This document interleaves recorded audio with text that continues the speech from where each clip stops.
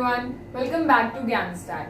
I am Anukriti Verma and today we are going to discuss microeconomics. So let's start from the point where we have stopped in our previous video. So as I had discussed in the previous video that we are going to discuss about the micro and the macroeconomics. तो हम लोग पहले micro economics से start करते हैं कि micro economics का मतलब क्या होता है। एक्चुअली माइक्रो इकोनॉमिक्स में जो ये वर्ड माइक्रो है इसका मतलब होता है स्मॉल, यानी कि हम इसमें स्मॉल इकोनॉमी तो नहीं कहेंगे बट इंडिविजुअल इकोनॉमी की बात करते हैं। Micro economics is all about the individual economics कि हम एक पर्टिकुलर आइदर प्रोड्यूसर और कंज्यूमर एक पर्टिकुलर इंडिविजुअल के बारे में हम बात करते हैं कि उसका क्या रिएक्शंस एंड एक्शंस होते हैं। हम बात करें मैक्रो इकोनॉमिक्स की, तो मैक्रो इकोनॉमिक्स में इस मैक्रो वर्ड का मतलब होता है लार्ज, यानी कि हम मैक्रो इकोनॉमिक्स में होल इकोनॉमी की बात करते हैं एज एन होल, आइदर पूरी कंट्री की या फिर पूरे वर्ल्ड की इकोनॉमी की हम मैक्रो इकोनॉमिक्स में बात करते हैं। दोनों में एक जो बेसिक डिफरेंस होता है तो मैंने आपको बता दिया, बट एक और चीज होती है जो हमें जाननी है कि माइक्रो में हम इसको इंडिकेट करते हैं आई से, आई लेटर से, और मैक्रो में हम इंडिकेट करते हैं इसे ए लेटर से। तो ये हमारे आगे यूज होगा मे बी न्यूमेरिकल्स में भी, और आगे भी हम ये आई और ए यूज करेंगे। तो ये क्लियर होना बहुत जरूरी है कि माइक्रो के लिए हम आई यूज करते हैं और मैक्रो के लिए हम ए यूज। तो हमारा अब नेक्स्ट टॉपिक है कि माइक्रो और मैक्रो में डिटेल हम डिफरेंस डिस्कस करेंगे कि इन दोनों में आखिर क्या क्या डिफरेंसेस होते हैं, जैसे कि हमने पीछे पॉजिटिव और नॉमिनेटिव में डिस्कस किया था अपनी प्रीवियस। तो जैसा मैंने कहा था कि हम इसका डिटेल डिस्क्रिप्शन डिस्कस करते हैं। तो अभी तो ये मैंने 4 पॉइंट्स लिखे हैं, अभी इसके आगे 3 पॉइंट्स और है, पहले हम ये डिस्कस कर लेते हैं। पहला पॉइंट है इसका माइक्रो का इंडिविजुअल और मैक्रो का एग्रीगेट। ये हमारा मीनिंग के बेसिस पे है कि जैसे मैंने अभी आप लोगों को बताया कि ये इंडिविजुअल इकोनॉमी पे डील करता है और मैक्रो एग्रीगेट इकोनॉमी पे डील करता है, यानी एज अ होल। ठीक है, अब सेकंड पॉइंट देखते हैं डिमांड एंड सप्लाई और इसका aggregate demand and aggregate supply. Actually होता क्या है कि ये टूल्स का बेसिस, इसका टूल्स है, टूल्स का पॉइंट है। माइक्रो में जो इसके टूल्स होते हैं वो होते हैं डिमांड और सप्लाई, यानी कि हमारी जो डिमांड होती है और जो हमारी सप्लाई होती है वो हम माइक्रो में पढ़ते हैं, यानी कि वो हमारा मेन फैक्टर होता है पढ़ने के लिए या फिर माइक्रो इकोनॉमी में डील करने के लिए।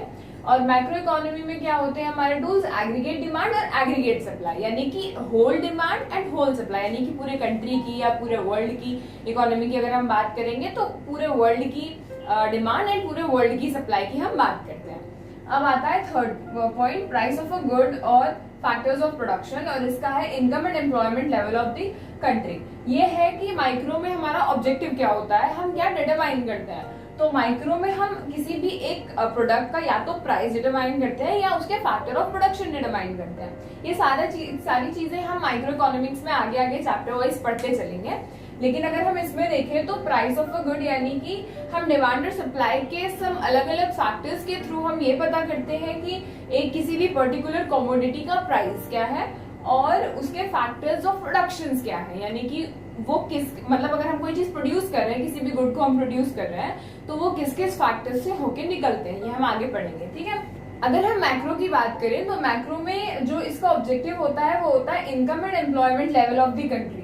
इसका मतलब है कि मैक्रो में हम क्या निकालते हैं, we determine the income and employment level of the country, यानी कि पूरी कंट्री की इनकम क्या है, मतलब एक एवरेज इनकम, और वहां का एम्प्लॉयमेंट लेवल कितना है, यानी कि बहुत ज्यादा एम्प्लॉयड है लोग या मीडियम एम्प्लॉयड है या फिर बहुत कम एम्प्लॉयड लोग हैं, तो हम मैक्रो के थ्रू ये पता करते हैं। ठीक है, सो हमारा फोर्थ पॉइंट है लिमिटेड डिग्री ऑफ एग्रीगेशन। इसका जो बेसिस है वो है डिग्री ऑफ एग्रीगेशन, यानी माइक्रो और मैक्रो में क्या डिग्री ऑफ एग्रीगेशन होता है, यानी होल अगर हम बात करें तो क्या होता है। तो माइक्रो में लिमिटेड डिग्री ऑफ एग्रीगेशन होता है, यानी कि हम बहुत ज्यादा एज अ होल बात नहीं कर सकते क्योंकि हम इंडिविजुअल पे डील करते हैं। ठीक है, और मैक्रो में हायर डिग्री ऑफ एग्रीगेशन क्यों होता है, क्योंकि हम इसमें एज अ होल पूरे लार्ज हम इकोनॉमी की बात करते हैं तो इसमें हमारी जो डिग्री ऑफ एग्रीगेशन होता है वो हाई होता है। ठीक है, अब हम आगे के 3 पॉइंट्स और आगे के पॉइंट्स डिस्कस कर लेते हैं। फिफ्थ पॉइंट है मैक्रो वेरिएबल्स आर कांस्टेंट। इसका बेसिस है अजम्पशन, यानी कि हम क्या अज्यूम करके चलते हैं इन दोनों इकोनॉमी में। हम माइक्रो इकोनॉमी में ये अज्यूम करके चलते हैं कि मैक्रो वेरिएबल्स जो होते हैं वो कांस्टेंट होते हैं। मैक्रो वेरिएबल्स क्या होते हैं, जैसे कि नेशनल इनकम हो गई, नेशनल आउटपुट हो गया, ये मैक्रो वेरिएबल्स होते हैं, ठीक है। तो हम उन्हें कांस्टेंट मान के चलते हैं, तब हम माइक्रो में जितने भी हम न्यूमेरिकल सॉल्व करते हैं वो उसके थ्रू करते हैं। और मैक्रो में क्या होता है कि हम माइक्रो वेरिएबल्स को कांस्टेंट मान के चलते हैं, जैसे इनकम, इंडिविजुअल आउटपुट, ये सारे माइक्रो वेरिएबल्स होते हैं, तो हम इन्हें यहाँ पर कांस्टेंट मान के चलते हैं, ठीक है। अब आते हैं अपने 6 पॉइंट पे, ये इसके अदर नेम्स हैं, इसका बेसिस है अदर नेम्स।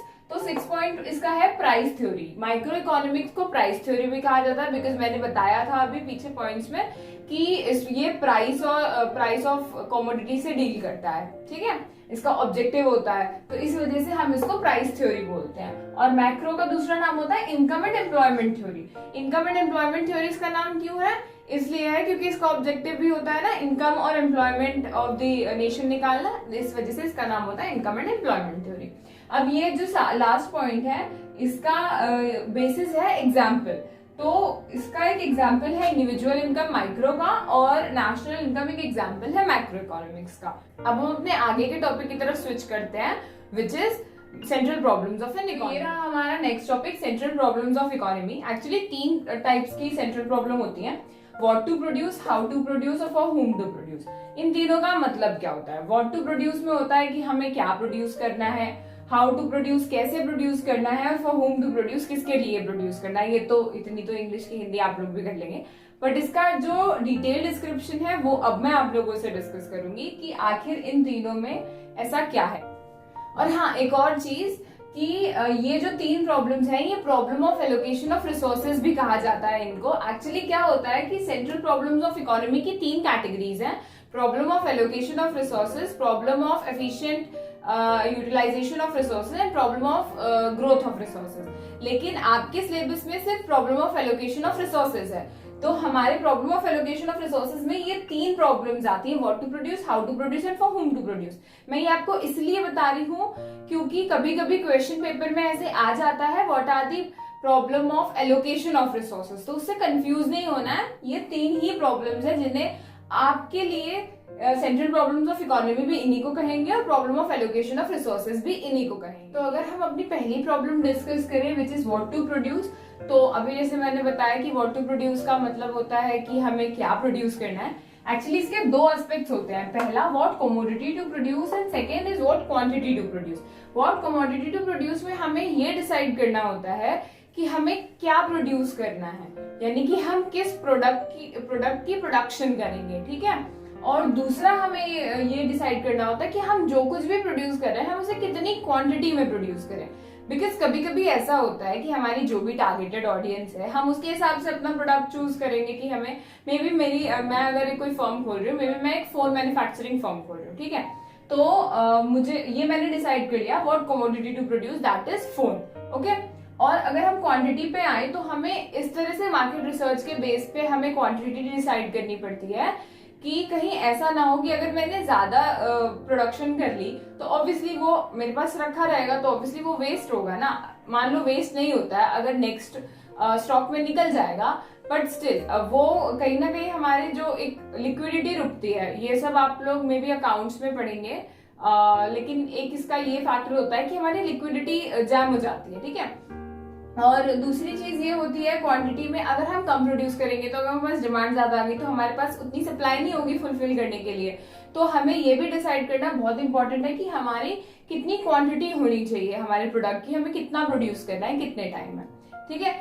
अब हम अपनी नेक्स्ट प्रॉब्लम डिस्कस करते हैं which is how to produce. तो अब हम आते हैं अपनी नेक्स्ट प्रॉब्लम की तरफ which is how to produce.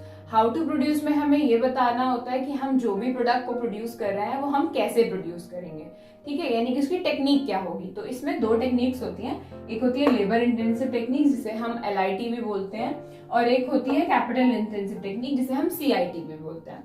तो लेबर इंटेंसिव टेक्निक में क्या होता है कि हमारे पास लेबर ज्यादा लेते हैं हम, कैपिटल यानी कि मशीन्स कम लेते हैं, और कैपिटल इंटेंसिव टेक्निक में हम कैपिटल यानी मशीन ज्यादा लेते हैं और लेबर कम लेते हैं, ठीक है।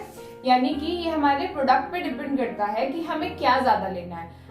जैसे अगर कोई ऐसा प्रोडक्ट हम ले रहे हैं, जैसे कि अगर मैंने कहा कि मेरी अगर फोन की इंडस्ट्री है, मैं अपना फोन की कंपनी खोल रही हूँ, तो उसके लिए मुझे ऑब्वियसली मशीन ज्यादा चाहिए होगी, तो मेरी कैपिटल इंटेंसिव टेक्निक यूज करूंगी मैं। अगर हम मे बी एग्रीकल्चरल प्रोडक्ट्स के लिए यूज कर रहे हैं तो हम हो सकता है लेबर इंटेंसिव टेक्निक ज्यादा प्रेफर करें, बिकॉज उसमें लेबर का काम ज्यादा होता है, मशीन्स का कम होता है। और ये चीज प्रोडक्ट के साथ साथ जगह पर भी डिपेंड करती है। जैसे कि इंडिया में हमारे पास, हमें पता है, लेबर ज्यादा है, मशीनरी कम है।